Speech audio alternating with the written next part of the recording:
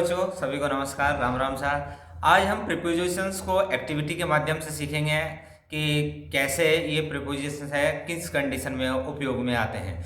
तो आइए स्टार्ट करते हैं। हम यहाँ पर हम इन सीखेंगे, in to, on, above, over, next to, near, far et cetera. कई सारी प्रीपोजिशंस हैं, हम यहाँ एक्टिविटी के माध्यम से सीखेंगे। तो आइए स्टार्ट करते हैं। देखिए, this is a box, this is a box and this is a बोतल। तो बोतल इज ऑन, क्या ऑन। तो यहां पर किसका प्रयोग करेंगे? ऑन। तो बोतल इज ऑन द बॉक्स। ठीक है। अब यदि मान लो बोतल है, इस पर टिकी हुई नहीं हो, तो ये इसके ऊपर तो है बट ये क्या है, इस पर टिकी हुई नहीं है, तो यहां पर किसका प्रयोग करेंगे? ओवर। ठीक है। तो over the box. Okay, the बोतल is over the box. But अब आइए हम चलते हैं एबव पर। लेकिन यदि बोतल है उससे कहीं बहुत ऊंची हो, ठीक है, अब बॉक्स और बोतल में बहुत डिफरेंस हो, बहुत ज्यादा ऊंची हो, तो वहां पर हम किसका इस्तेमाल करेंगे? अबव का। किसका इस्तेमाल करेंगे? अबव का। यदि जरा ऊपर हो तो ओवर, यदि टच कर रहा हो तो ऑन, ऊपर हो तो ओवर, और यदि बहुत ही ऊपर हो तो उस कंडीशन में हम अबव का उपयोग करते हैं। बात आ गई समझ में? नेक्स्ट देखिए, this is a box, this is a box and the बोतल इज अंडर द बॉक्स। ये बॉक्स के नीचे है ना, तो अंडर, यहां पर किसका प्रयोग करेंगे हम? अंडर का। तो बोतल इज अंडर द बॉक्स। लेकिन एक ऐसी कंडीशन जिसमें बॉक्स बहुत ऊपर हो, जैसे हमारे रूम की, जैसे स्टार्स है ना, या फिर कोई छोटा है और वो सीलिंग की बात करता है, तो उस कंडीशन में भी कह सकता है द सीलिंग, अर्थात जो कमरे की छत है, इज अबव और हेड या। ठीक है। तो दो बॉक्स है, यदि वो बहुत ऊपर है और बोतल नीचे है, तो हम कह सकते हैं the box is above the बोतल। और उस कंडीशन में यदि हम इसकी तुलना करें तो द बोतल is below the box, the बोतल इज बिलो द बॉक्स। अब आइए हम चलते हैं। यह हमारे पास में एक बॉक्स है और यह हमारे पास में पेपर वेट है। तो देखिए, इन किस कंडीशन में होता है? यदि हम ये इसके अंदर डालते हैं तो आप देख सकते हैं इसके अंदर में ये पेपर जो वेट है वो अंदर रखा हुआ है। तो इस कंडीशन में हम किसका प्रयोग करेंगे? किसका प्रयोग करेंगे? In. The paper weight is in the box, अर्थात पेपर वेट है वो बॉक्स के अंदर है या डिब्बे के टिन के अंदर है।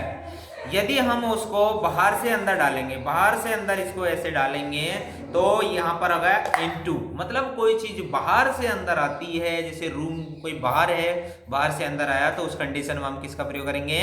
इनटू का। लेकिन ऑलरेडी कोई किसी के अंदर है तो वहां पर किसका प्रयोग करेंगे? इन का। बात आ गई समझ में?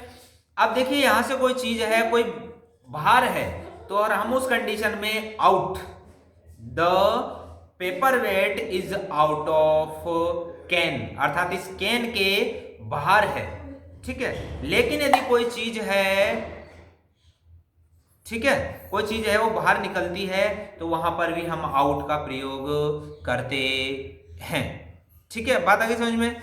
अब देखिए, कोई चीज है, जैसे यहां पर ये आपके सामने आर पार दिख रहा है आपको, तो यदि इसमें से कोई चीजें हैं, कोई चीज है वो आर पार निकल जाती है, तो वहां पर हम थ्रो का प्रयोग करते हैं। थ्रो का मतलब में होकर, किसी में होकर। जैसे ये पेपर वेट है वो हमने इधर से डाला और ये इधर से निकल आया, तो ये है the paper weight come through the, किससे? This is box. तो यहां पर किसका प्रयोग करेंगे हम? किसका प्रयोग करेंगे? थ्रो का। ठीक है। अब देखिए, मान लो कोई चीज है, वो है, ये है नेक near, the paper weight is near the box, the paper weight is, दूर है ना, फार द बॉक्स। ऐसे ही द बोतल is near to box, and ये बोतल है, दूर है, तो बोतल इज फार। ठीक है, तो ये फार है, दूर है, किससे? इस बॉक्स से। तो नियर फार आ गया आपके समझ में। अब देखिए इसमें यदि हम इधर से तुलना करें तो ये इसका नेक्स्ट है, तो यहाँ पर मतलब इधर से गिने हम, मान लो इधर ये हमारा पेपर वेट है, ये बॉक्स है, ये बोतल है, तो इधर से यदि हम काउंट करते जाएं तो क्या होगा? द बोतल is next to the box, अर्थात कहने का मतलब है अगला जो बॉक्स के बाद में कौन है, बॉक्स के आगे कौन है? बोतल।